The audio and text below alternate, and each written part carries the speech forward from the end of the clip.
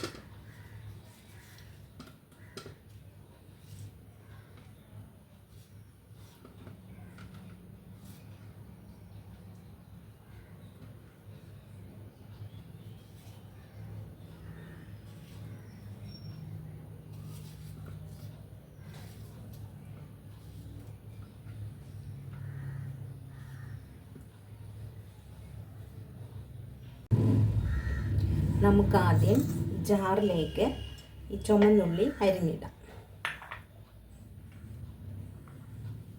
വലിയ ഉള്ളികളായതുകൊണ്ട് ഒന്ന് ചെറുതായി ഒന്ന് അരിഞ്ഞിടും.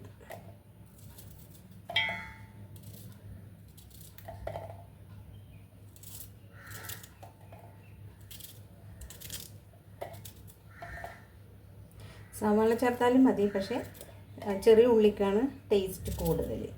നമ്മൾ ഉള്ളി തന്നെ ഉപയോഗിക്കുന്നതായിരിക്കും നല്ലത്.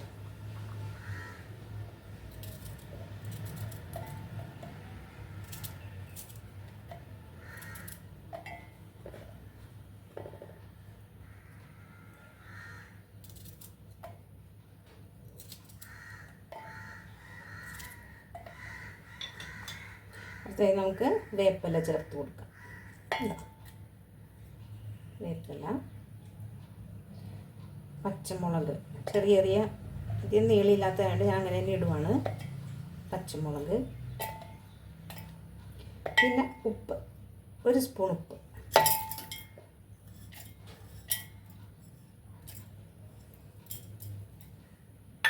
ഇതൊന്ന് ആദ്യം നമുക്കൊന്ന് ചതച്ചെടുക്കാം മിക്സിയിലിട്ട്.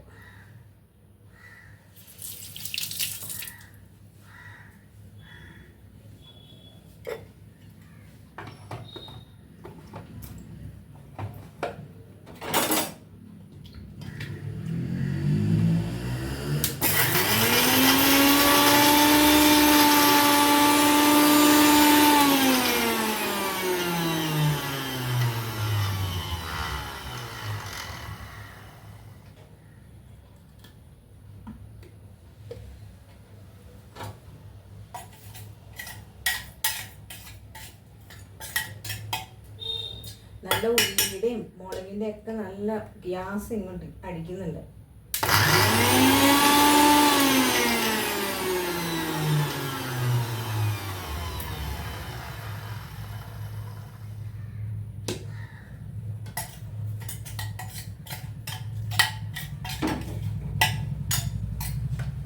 ഇനി നമുക്കിതിലേക്ക് മാങ്ങ ചേർത്ത് കൊടുക്കാം.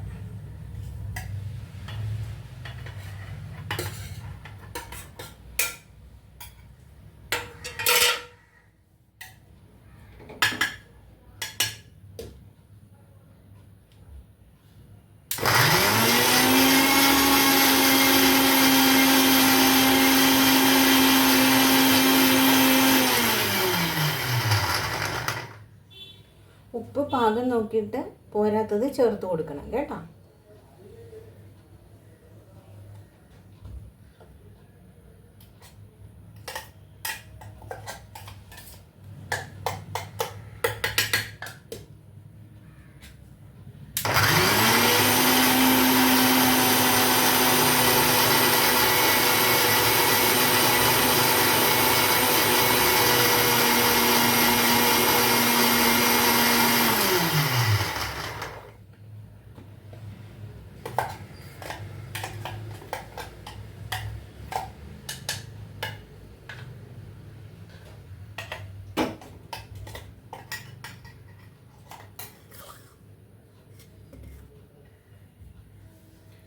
ഇനി നമുക്കതൊരു ബൗളിലേക്ക് മാറ്റാം.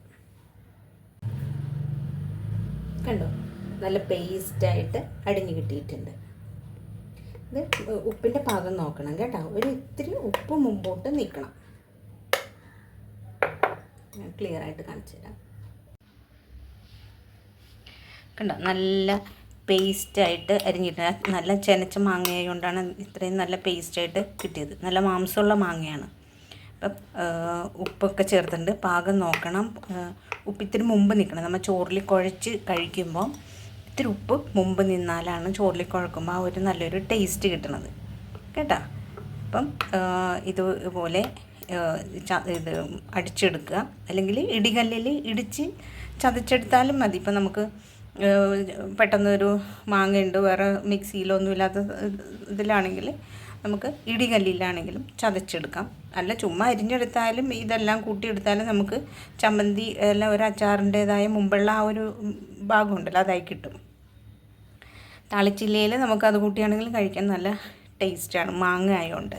ഇനി നമുക്കതിലേക്ക് കുറച്ച് വെളിച്ചെണ്ണ ഒഴിക്കാം. വെളിച്ചെണ്ണ ഒഴിക്കാതെ എരിവൊക്കെ ഒന്ന് ഇത് ആവാനായിട്ടാണ് വെളിച്ചെണ്ണയൊക്കെ ഒഴിക്കണത്. നല്ലൊരു ടേസ്റ്റും കിട്ടും. എന്നിട്ട് അത് നന്നായിട്ട് മിക്സ് ചെയ്യാം. ഉള്ളിയും ഒക്കെ ഉള്ളതുകൊണ്ട് നല്ല വെളിച്ചെണ്ണയൊക്കെ ചേർക്കുമ്പോൾ നല്ലൊരു ടേസ്റ്റും നല്ലൊരു മണവും ഉണ്ടാവും കേട്ടോ. ഇങ്ങനെ ചേർത്ത് നന്നായിട്ട് മിക്സ് ചെയ്ത് കൊടുക്കുക.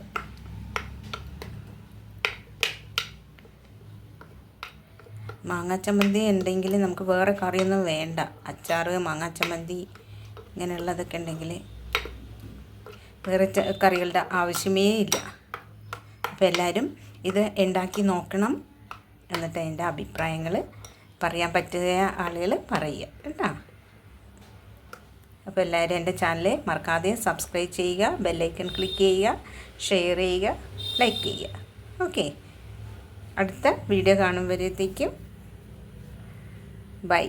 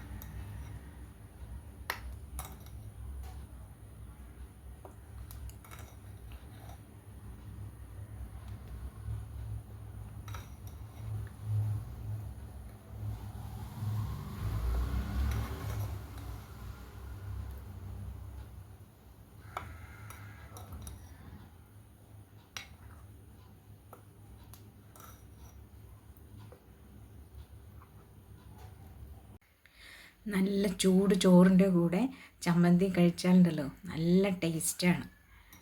അത് നമ്മളിങ്ങനെ ചമ്മന്തി കണ്ടോ, ചമ്മന്തി എടുത്ത് ചോറിലിട്ട് കാണാമോ,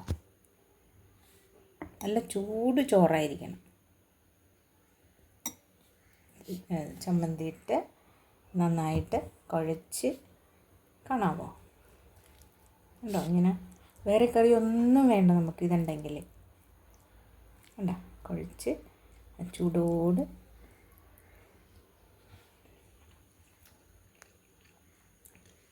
സൂപ്പറാണ്. വേറെ കറിയൊന്നും വേണ്ട, മാങ്ങ ചമ്മന്തി അച്ചാർ ഒക്കെ ഉണ്ടെങ്കിൽ. ഓക്കെ, അപ്പോൾ എല്ലാവർക്കും എൻ്റെ ചാനൽ കണ്ടതിൽ നന്ദി. ഇനിയും സപ്പോർട്ട് പ്രതീക്ഷിക്കുന്നു. Okay, thank you.